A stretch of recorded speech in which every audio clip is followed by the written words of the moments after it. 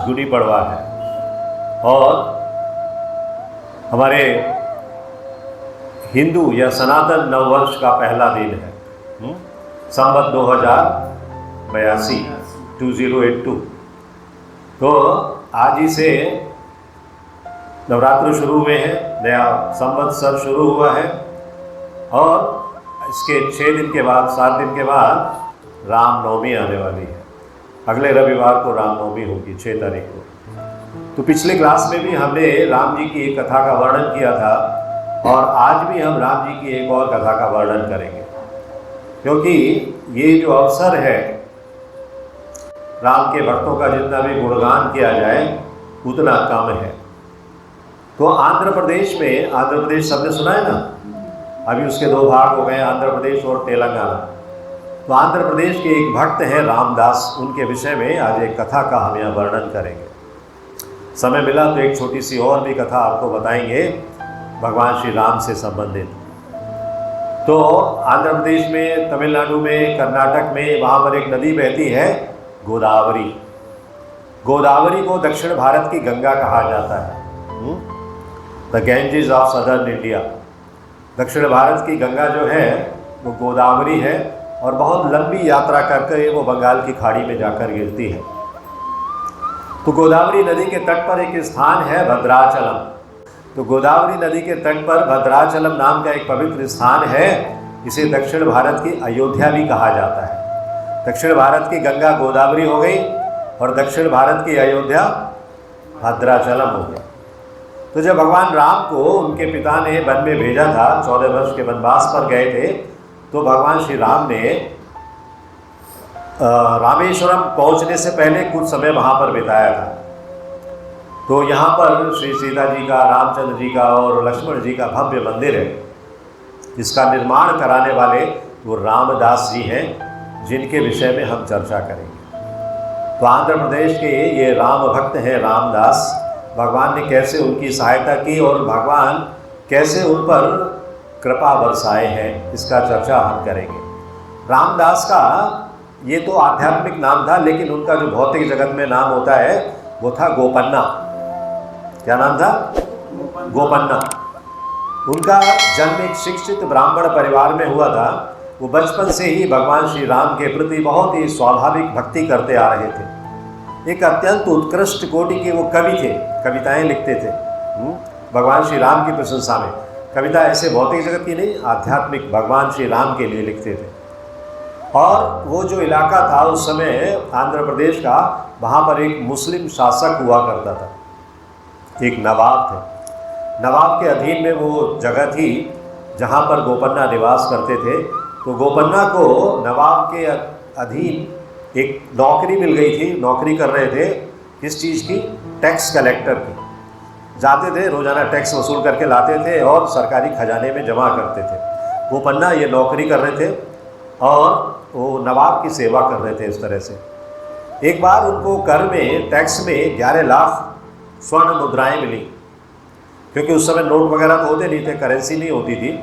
तो 11 लाख स्वर्ण मुद्राएं मिली और वो उन्हें लेकर घर आ गए। रात हो चुकी थी। उन्होंने कहा अभी तो महल में जाना ठीक नहीं है, नवाब के दरबार में।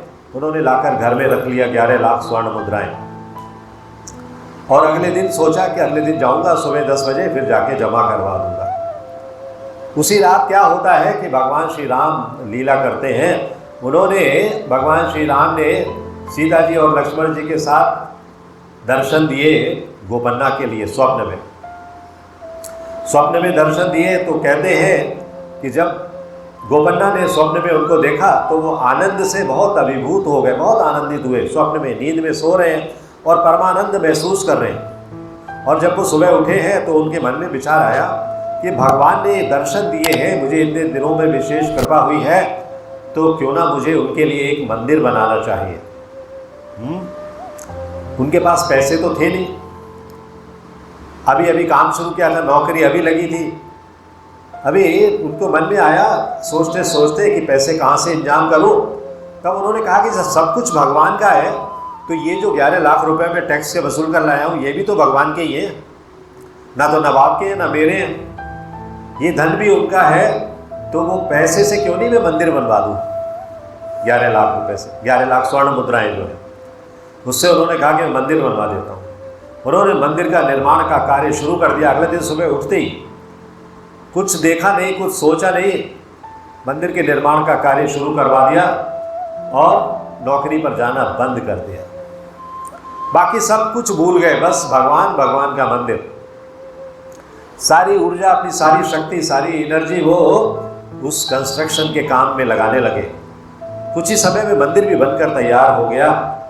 इसी बीच जब वो नवाब के यहाँ सेवा में नहीं जा रहे तो नवाब को भी खलबली हुई, गोपन्ना क्यों नहीं आ रहा है, कहाँ है। लेकिन आप जब प्रोग्रेस करते हो तो आपके कुछ दुश्मन भी पैदा हो जाते हैं ना। तो ऐसे कुछ लोग थे जो नवाब के दरबार में बैठते थे। उन्होंने कहा कि नवाब साहब, मैं आपको एक खबर देना चाहता हूँ। बोले क्या? कि गोपन्ना नहीं आ रहा है, उसका कारण क्या है? बोले बताओ क्या कारण है। बोले कारण ये है कि गोपन्ना ने एक मंदिर बनवाया है और उस मंदिर की सेवा कर रहा है और वहाँ उसने पैसा जो है वो आपके टैक्स का चोरी करके पैसा लगाया। वहाँ जिस दिन डीटी इंस्टॉलेशन होना था, देवताओं की मूर्तियों की, विग्रहों की स्थापना होनी थी, उसी दिन नवाब ने अपने सैनिक भेज दिए और सैनिकों से कहा कि गोपन्ना को पकड़ कर लाया जाए और नवाब के सामने पेश किया जाए। गोपन्ना को पकड़ कर ले आए, नवाब के सामने पेश किया गया। नवाब ने उससे सबसे पहले पूछा, तुमने जो मंदिर बनवाया उसके लिए धन कहाँ से आया? गोपन्ना ने बिना किसी डर के सब कुछ बता दिया कि ऐसे ऐसे मैं टैक्स वसूल करके लाया था, 11 लाख स्वर्ण मुद्राएं थी, रात में मुझे स्वप्न आया तो मैंने वो पैसा मंदिर बनाने में लगा दिया। नवाब के मन में गोपन्ना के लिए कुछ सॉफ्ट कॉर्नर रहा करता था क्योंकि बहुत ईमानदार था, लेकिन इस घटना से वो सॉफ्ट कॉर्नर हार्ड कॉर्नर में बदल गया। नवाब जो था अब सोचने लगा ये तो चोर है। उसने सोचा कि अच्छा इसे मारूंगा नहीं, इसको मैं जेल में डाल देता हूँ। जेल में डाल दिए गए गोपन्ना। जेल में डाल दिए गए हैं तो गोपन्ना, भगवान के भक्त हैं, क्या करेंगे वहाँ पर? वहाँ पर भी गोपन्ना का मन सदैव भगवान राम की गुणगान में लगा रहता है। भगवान की महिमा का बखान कर रहे हैं बैठे बैठे अकेले कोठरी में, और कविताएं लिख रहे हैं। कवि तो वो है ही, कविताएं लिख रहे हैं। 100 कविताएं उन्होंने लिखी भगवान श्री राम की प्रशंसा में, और उस संग्रह को आज भी वो संग्रह नेट पर अवेलेबल है। उस संग्रह को कहते हैं दशरथ शतक। शतक मतलब सेंचुरी, 100। दशरथ, दशरथ मतलब भगवान श्री राम के पिता। तो इस नाम से उन्होंने वो दशरथ शतक लिखा और लिख लिया। लिखने के बाद करेंगे क्या उसका? तो भगवान की सब व्यवस्था होती है। हम लोग हर कथा में कहीं ना कहीं भगवान का ऐसा कृपा देखते हैं जिससे कि भक्त बहुत प्रभावित होते हैं। उन्होंने वो कागज़ों का बंडल पूरा ऐसे मोड़ा, उसे एक कपड़े से बांधा और उनकी कोठरी के पीछे एक खिड़की थी, उस खिड़की से उन्होंने गोदावरी नदी में फेंक दिया। गोदावरी नदी पीछे बह रही थी। जेल की खिड़की से बाहर गोदावरी नदी बह रही है और वहाँ पर गोपन्ना ने अपना दशरथ शतक लिखकर फेंक दिया। नदी में एक नाविक जा रहा है अपनी नाव लेकर और नदी की धारा में बहता हुआ वो कागज का बंडल देख रहा है। उसने वो बंडल को देखा, उठाया, देखा कुछ लिखा हुआ है, उसे कुछ समझ में नहीं आया। उसने ले आकर मंदिर में दे दिया, उसी मंदिर में जो गोपन्ना ने स्थापित किया था। दशरथ शतक आ गया मंदिर में, अभी गोपन्ना नहीं आ पाए, है ना। तो एक दिन जब नवाब सो रहे थे रात को, तो आधी रात को 2 जवान लड़के उनके शयन कक्ष में आते हैं। अब बताओ, नवाब हैं, कितनी सुरक्षा होगी, सब कुछ होगा, लेकिन 2 युवा वहाँ पर पहुँच जाते हैं उनके कक्ष में, उनके शयन कक्ष में, और वहाँ जाकर कहते हैं कि उनके पास 2 बैग थे सोने के सिक्कों से भरे हुए। नवाब को उठाया और नवाब से कहा कि ये तुम्हारे जो 11 लाख स्वर्ण मुद्राएं थी, ये मैं लेकर आया हूँ। हम लोग गोपन्ना के सेवक हैं, मंदिर में सेवा करते हैं, ये आपका हिसाब बराबर हो गया। 11 लाख स्वर्ण मुद्राएं आप रखो, आपका हिसाब बराबर हो गया। नवाब ने पूछा, भाई तुम लोग कौन हो, कहाँ से आए हो, घर में ये महल में कैसे आ गए अंदर? तो जो बड़ा लड़का था उनमें से वो कहता है कि मैं रामन्ना हूँ और ये मेरा भाई लक्ष्मण है, दूसरा वाला, और हम गोपन्ना के सेवक हैं। उन्होंने ये पैसा भेजा है। और वे तुरंत अंतर्ध्यान हो गए वहाँ से। किस दरवाजे से गए पता ही नहीं चला। पहले तो नवाब को समझ में नहीं आया कि ये क्या हुआ, लेकिन भगवान के दर्शन जो हुए ना, दोनों भगवान थे, राम और लक्ष्मण, भगवान के दर्शन से उसकी चेतना शुद्ध हो गई। वो तुरंत उठकर जेल के भवन में पहुंचा और कहता है कि गोपन्ना को रिहा किया जाए। गोपन्ना रिहा हो गए। गोपन्ना भगवान का पवित्र नाम का जाप करने में लीन थे। उस समय भी जब वो उनको रिहा करने के लिए पहुंचे, नवाब ने उन्हें गले लगा लिया और कहा कि आप भगवान के भक्त होने के लिए बहुत भाग्यशाली हैं। तो गोपन्ना क्या कहते हैं? गोपन्ना को पता है कि भगवान इनके सपने में भगवान इनके महल में आ चुके हैं।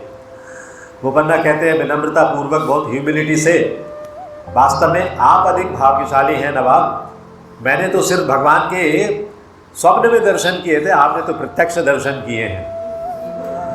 हाँ, नवाब सोचते इनको कैसे पता है कि वो दो बालक हमारे यहाँ आए थे वो भगवान थे। हाँ, तो नवाब जो थे वो पानी पानी हो गए। उनका मुझसे बहुत बड़ी भूल हुई है कि मैंने आपको कारागार में डाला। नवाब कहते हैं कि जब वो दोनों मेरे पास आए सोने के सिक्कों को लेकर, तो मैं तो सोने के सिक्कों को देख रहा था, 11 लाख स्वर्ण मुद्राएं, और वो बोल रहे थे। और बोलने के बाद जैसे मैंने अपनी निगाह ऊपर उठाई तब तक वो चले गए। तो मैं तो दर्शन कर ही नहीं पाया उनके, इसलिए मैं बहुत निराश हूँ। तो नवाब ने कहा कि अब आप चलो, मैं आपके साथ चलता हूँ। मैं आपके मंदिर में भगवान के विग्रह जो आपने बनाए हैं उनके दर्शन करना चाहता हूँ। तब उन्हीं नवाब ने गोपन्ना को नाम दिया रामदास। तो गोपन्ना उस दिन से हो गए रामदास। और दोनों ने जाकर दर्शन किए और नवाब ने उसी दिन फिक्स कर दिया कि मंदिर के मेंटेनेंस के लिए, सुधार के लिए, कोई भी कार्य करने के लिए जो भी धनराशि खर्च होगी वो सरकारी खजाने से जाएगी।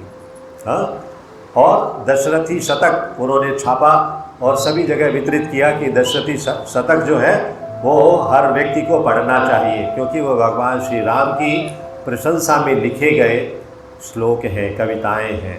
हाँ, तो इस तरह से भगवान का एक भक्त कुछ करना चाहता है तो कोई भी बाधा उसके जीवन में आती नहीं है, और आती है तो वो ऐसे निकल जाती है, भगवान खुद आते हैं उसको निकालने के लिए। हाँ, ऐसी कोई बाधा अगर आ जाए तो भगवान खुद उसको निकालने के लिए आते हैं। तो सब लोग मिलकर बोलिए, जय श्री राम, जय श्री राम, जय श्री राम, जय Shri Ram. If you like this video, press the like button and share it with your family and friends. If you want to watch more such videos, please subscribe to our channel, and for getting updates, press the bell icon.